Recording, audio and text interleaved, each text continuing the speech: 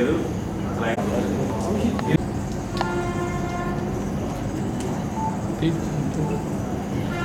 Thank you. Sir పంపి first ఇంకా link పంపి ఫస్ట్.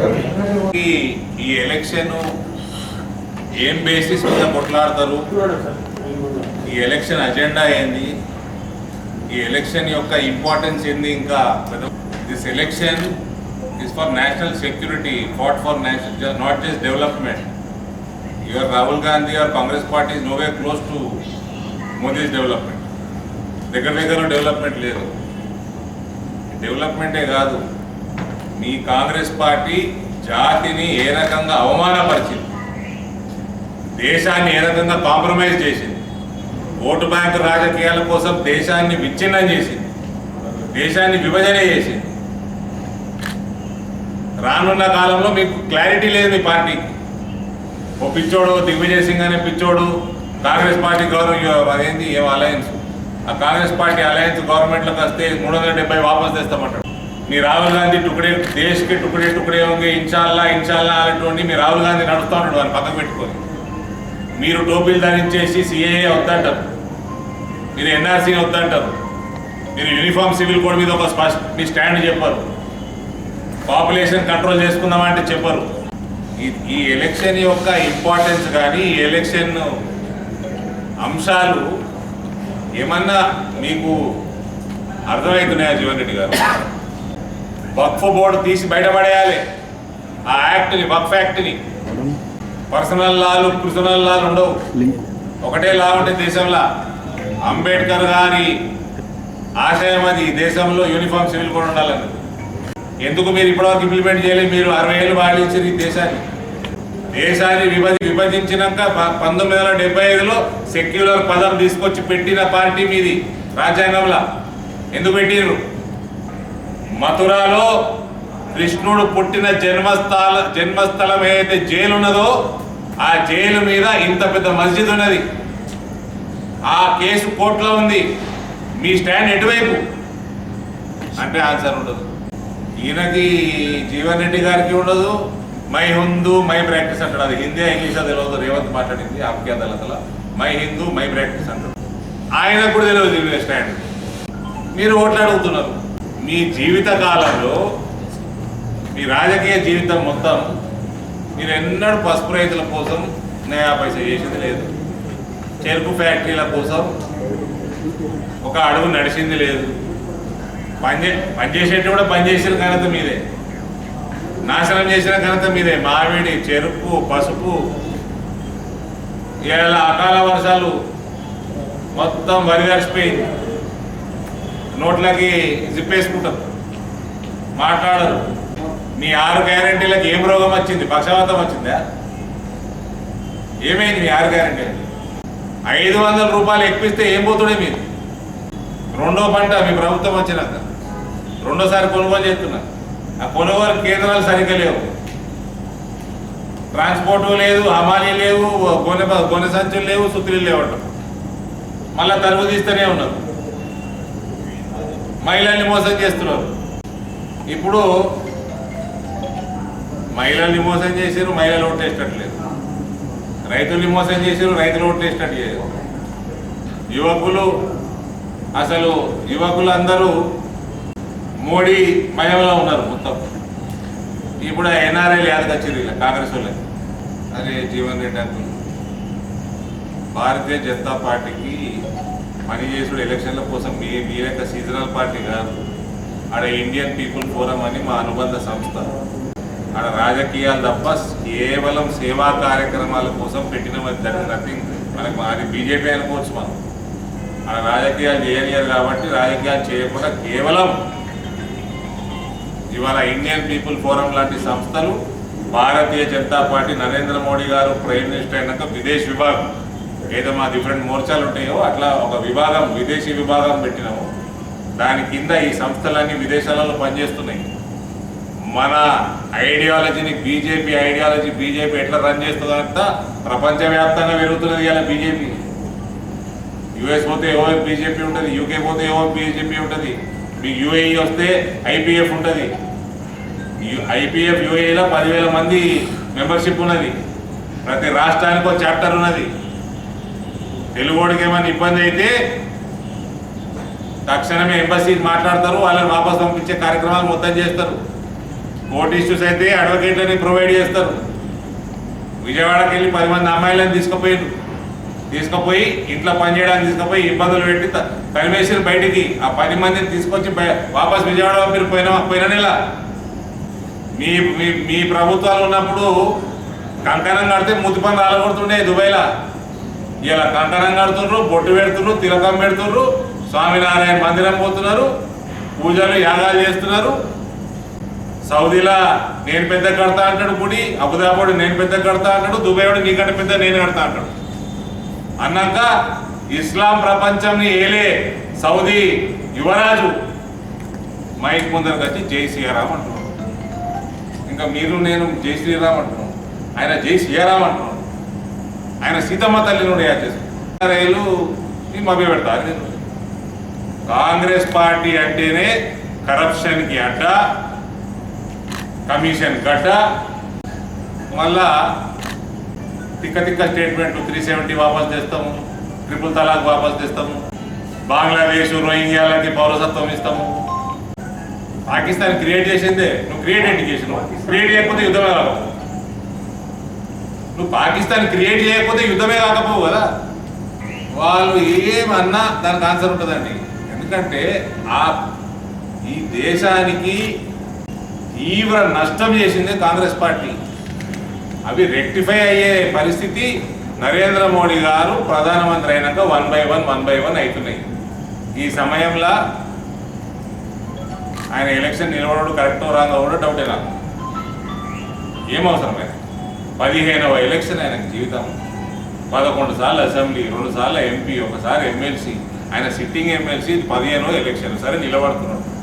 జవాబులు చెప్పాలి. ఎలక్షన్ సీరియస్నెస్ అర్థమైతే లేదు ఆయనకి. అది ఓడాపిండి ఇలా అయోధ్యలో 1948లోనే కట్టేది ఉండే. మరి రామ మందిరం కడితే ఆపిరు ఇల్లని. ఇవాళ కూడా వీకెండ్ కాంగ్రెస్ వాడు all India social media head బీజేపీలో పోయిండు. నిన్న మిలింద్ దేవరా వేయండు, మొన్న జిందాల్ వేయండు, అంతకంటే ముందు చవాన్ వేయండు, రేపు వేయండు రేవంత్ పోతున్నాడు.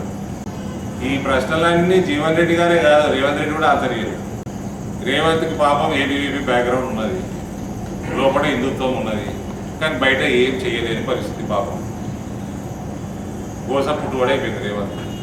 ఒక హిందువుకి మేలు చేయలేని ముఖ్యమంత్రి మన ముఖ్యమంత్రి. మై హిందూ మై ప్రాక్టీస్ అంటారు. ఈ which what practice? What about all these CA, NRC, UCC, 370, triple talaq, Krishna Janmabhoomi? You have any stand on this my dear chief minister? Population control పసుపు బోర్డు ఏర్పాటు అక్టోబర్ 4 రాత్రి అయిపోయింది. అది కార్యాలయం ఇన్ఫ్రాస్ట్రక్చర్ క్రియేట్ కావాలి దేశంలో. బోర్డు ఏర్పాటు అయిపోయింది. రాష్ట్రపతి ఉత్తర్వులో you cannot question, I cannot question, nobody can question. If somebody is questioning is unfit to contest the election. If somebody is questioning the presidential authority in this country, you are unfit to contest the election.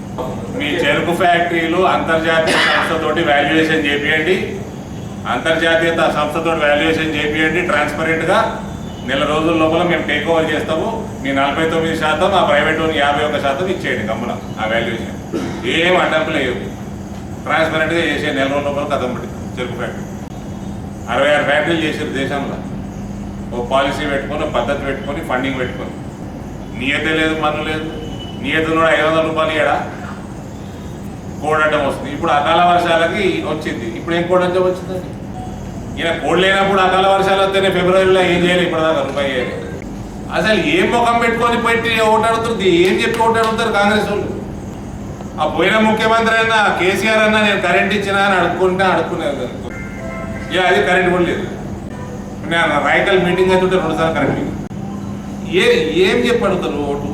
Last election అట్లా last election అని కూడా 10 years నుంచి వింటున్నా నేను. 2014 also last election విన్నా నేను.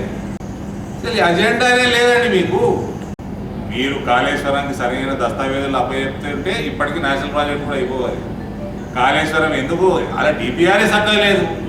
ఇలాంటి వరకు ఒక్క కాలువ లేదు, కిలోమీటర్ కాలువ లేదు కాళేశ్వరంలో. Kaleshwaram is nothing but corrupt practice. ఒక్క కాలు లేదు, కిలోమీటర్ కాలు ఉంది ఏడా పొలాలకు పోయింది. ఇప్పుడు మీరు కవిత మీద చర్య తీసుకుంటలేదు. మీరు లౌడ్ స్పీకర్ మస్జిద్లలో ఉండే లౌడ్ స్పీకర్ల కంటే ఎక్కువ మేము మీడియా ఛానల్ పెట్టినాయి సౌండ్. ఇప్పుడు చర్య తీసుకున్నది మీరు ఇప్పుడు ఏం చెప్తలేరు. మరి సమయం సందర్భాన్ని బట్టి చర్య తీసుకుంటారండి. You are not allowing CBI to come inside. సిబిఐకి ఉందా అనుమతి? ఉందా? ఎందుకు ఇస్తలేడు అనుమతి sir Revanth? If is not shielding KCR, why is he not allowing CBI? KCR సిబిఐకి అలౌ చేయకుండా తీర్మానం చేసుకున్నాడు. అది ఎందుకు వెనక్కి తీసుకుంటలేరు ఇటు? ఆ గవర్నమెంట్ పాలసీని ఎందుకు వెనక్కి తీసుకుంటలేరు? If you are not shielding KCR. ఎవరు మిగిలినారు కాంగ్రెస్లో? గత నెల రోజులు తీసుకుంటేనే ఒక అశోక్ చవాన్ బాయ్, మిలింద్ రాబాయ్, జిందాల్ బాయ్, మిగిలిందవారు కాంగ్రెస్లో అందరు కలిసి పాపం మైనారిటీలను వేపుకు చేశారు. ఇలా నేను I will be in history for creating a turmeric board. The crop is sold only in 3.75 lakh acres. It's a very small crop. Arvind will go down in history for creating a board for such a small crop. చేస్తాము ఎట్లా మోడీ పాలసీలు మనము use చేసుకున్నాము, exports మీద ఏ రకంగా మనము దృష్టి సారించినాము, Modi export పాలసీని పసుపు మీద వాడినాము, ఇంపోర్ట్స్ తగ్గించుకున్నాము, చిన్న వేరే విషయాలు కూడా చేసుకున్నాము. దాంతో రేట్స్ ఏ రకంగా వచ్చినాయి. పోయిన 2 సంవత్సరాలు పసుపు మునిగిపోయింది అతి వర్షాలకు. ఏమన్నా సహాయం చేసిందా రాష్ట్ర ప్రభుత్వం? ఇలా పసుపు పండించే ధర మనకి ఇప్పటికీ it is still a concern. ఈడ 5,000 పైన ఉంది కాస్ట్ ఆఫ్ ప్రొడక్షన్, మహారాష్ట్రలో 3,000 ఉంది. How will the state government address it? ఒక్క ఆ రైల్వే ఓవర్ బ్రిడ్జ్ మా నాయన కట్టించింది 1990లో. ఇలా 7 ఉన్నాయి మన పార్లమెంట్లో. నేషనల్ హైవేలు, రైల్వేస్ నెట్వర్క్లు ఏ రకంగా పెరుగుతున్నాయో అది కంపారిజనే లేదు. 2 కేంద్రీయ విద్యాలయం వచ్చింది. నేను జగిత్యాలయం going on record again any time in this during the next session మనకు జగిత్యాలలో నవోదయ అనౌన్స్మెంట్ అయింది. It has been shortlisted. కొత్త జిల్లాలలో సగం జిల్లాలకి నవోదయ ఇస్తున్నారు లేని జాగల. అందులో జగిత్యాలు ఉన్నది. 2 కేవీలు, ఒకటి ఇనాగరేషన్ అయిపోయింది, ఇంకోటి గోదావరి నెక్స్ట్ ఇయర్ ఉన్నది. ఇప్పుడు ఈ హైవే రోజు కంప్లైంట్ వస్తూనే ఉంటుంది. మన భూములు పోయినాయి, మా రైతులు వస్తూ ఉంటారు. 4,100 కోట్లది హైవే, 1,000 కోట్లది రైల్వే లైను డబులింగ్ అవుతున్నది. గోదాన్ బీదర్ లైన్ వేస్తున్నాం. ఆదిలాబాద్ ఆర్మూరు 5-6 ఏళ్ళు వెయిట్ చేసి కేసీఆర్ ప్రభుత్వం కోసం it was the joint venture. ఆయన సంతకం పెడతలేడు, ఆయన పైసలు ఇస్తలేడు. నా 100% టేక్ ఓవర్ చేసుకొని నడుస్తున్నది పని. ఇవన్నిట్లో కూడా ఒక కాంట్రాక్టర్ ఫోన్ చేసేది లేదు, రూపాయి అవినీతి లేదు, ఆరోపణ లేదు, ఏమీ లేదు. మేజర్ పనులు చెప్తున్నా మీకు. నేను ఇక సెల్ఫ్ హెల్ప్ గ్రూప్స్కి పోతున్నట్టే, ఇండివిజువల్ బెనిఫిట్స్కి పోతున్నట్టే ఇక లక్షలలో ఉన్నాయి. 15,80,000 మందికి ఫ్రీ రేషన్, 70,000 మందికి ఉజ్వల, 65,000 చిన్న ఆడపిల్లలకి 8.2% డిపాజిట్స్ మీద రుణాలు, 6,85,000 మందికి మన పార్లమెంట్లో ఆయుష్మాన్ భారత్ కార్డు ప్రింట్ అయితే లేదు. ఎందుకంటే రాజీవ్ గాంధీ బొమ్మ పెట్టాలని ప్రపోజల్ పంపింది. రాజీవ్ గాంధీ బొమ్మ ఎందుకంటే ఇప్పుడు అలౌ చేస్తలేదు. ముఖ్యమంత్రి బొమ్మ పెట్టుకో, రేవంత్ బొమ్మ పెట్టుకో, వచ్చేస్తుంది. నువ్వు దానికోసం ఆ ఫోటో పంచాయతీ కోసము ఆ ఫ్లెక్సీలలో మా వాళ్ళు కొట్లాడుకుంటారు. నా ఫోటో లేదు. ఇప్పుడు ఈ 6,80,000 మందికి కార్డులు వస్తలేవు ఆయుష్మాన్. దానికోసం ఫోటో పంచాయతీ ఉన్నది. 6,300 కోట్ల రుణాలు, ఎస్ఐజీ రుణాలు, 5% వడ్డీ రాయితీ, పావుల వడ్డీది 4% ఇస్తలేరు. 7-8 ఏళ్ళ 4% ఇస్తలేరు. 2,00,000 లక్షల కిసాన్ సమ్మాన్ నిధి, 40,000 స్వనిధి లోన్లు, నా టర్ముల 1,900 కోట్ల ముద్రా లోన్లు. నా టర్ముల నేను చెప్పింది only parliament. 6,300 crores is for SHG groups within the parliament sector. All ఈ స్టాటిస్టిక్స్ మొత్తం ఓన్లీ నిజామాబాద్ లోక్సభ. జీవన్ రెడ్డి గారు జగిత్యాల చౌరస్తా మీద మేమిద్దరం నిలబడతాం. నేను ఇప్పటిదాకా చెప్పినవన్నీ ఏమేమి చేసినో చెప్పిన, కొంచెం ఆయనకు వినిపించండి, సౌండ్ ఎక్కువ పెట్టి వినిపించండి. జగిత్యాల చౌరస్తా మీద నిలబడతాము.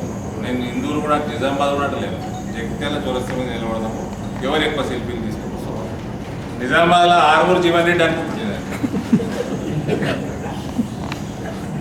అవునండి, నిజామాబాద్ ఆర్మూర్ జీవన్ రెడ్డి అనుకుంటున్నాను. అదే ఇప్పుడు జీవన్ రెడ్డి గారు పార్లమెంట్ అంటే ఆయన జగిత్యాల ఎంపీ నిలబడుతున్నారు. ఇప్పుడు ఆయన ఎమ్మెల్సీ 3 జిల్లాలకు కానీ మర్చిపోయాడు, 4 జిల్లాలకు కానీ మర్చిపోయాడు. ఆయన ఉంటే జగిత్యాల పట్టణానికి 4 సంవత్సరాల నుంచి ఎమ్మెల్సీ ఫండ్ ఇస్తున్నాడు. జగిత్యాలనే మొదలవుతున్నది, జగిత్యాల క్లోజ్ అవుతుంది.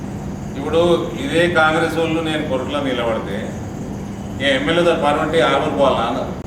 కాంగ్రెస్ వాళ్ళే అంటున్నారు. ఇప్పుడు నిజామాబాద్ కాంగ్రెస్ వాళ్ళు మనకి ఎంపీతో ఉంటే 200 కిలోమీటర్లు పోవాలి, అది పోదని కాంగ్రెస్ వాళ్ళు అంటున్నారు. నేనేం అట్లా బిలో ద బెల్ట్, నేను ఫస్ట్ నుంచి చెప్తున్నాను, జీవన్ రెడ్డి గారికి తగు మర్యాద ఇస్తూ మేము సబ్జెక్ట్ పరంగా ప్రశ్నిస్తాము. ఇయ్యేలటి వరకు ఒక జవాబు లేదు, వాళ్ళు రాదు కూడా జవాబు. నేను ఇప్పుడు ఇవాళ అడిగిన ప్రశ్నలకి జవాబు కూడా రాదు. We will not disrespect mister Jeevan Reddy, respectfully we will question. ABVP background ఉన్న అతను, టెలింగ్ యూ, డి శ్రీనివాస్ గారు ఏబీవీపీ బ్యాక్గ్రౌండ్ ఉన్న అతను. ఆయన యూత్ కాంగ్రెస్ మీద జాయిన్ అయ్యాడు, జనరల్ సెక్రటరీ కొట్లాడతానికి election 1968. This is the fact my father told me, because my grandfather was in Jensang as vice president, Jensang Nizamabad. రాజకీయ అవకాశాలు కనబడక ఆయన పాలిటిక్స్లో ఇంట్రెస్ట్ ఉండి ఇందిరాగాంధీ మీద జర క్రేజ్ ఉన్న సమయం అది, ఆయన అందులో పోయింది. Thank you. సార్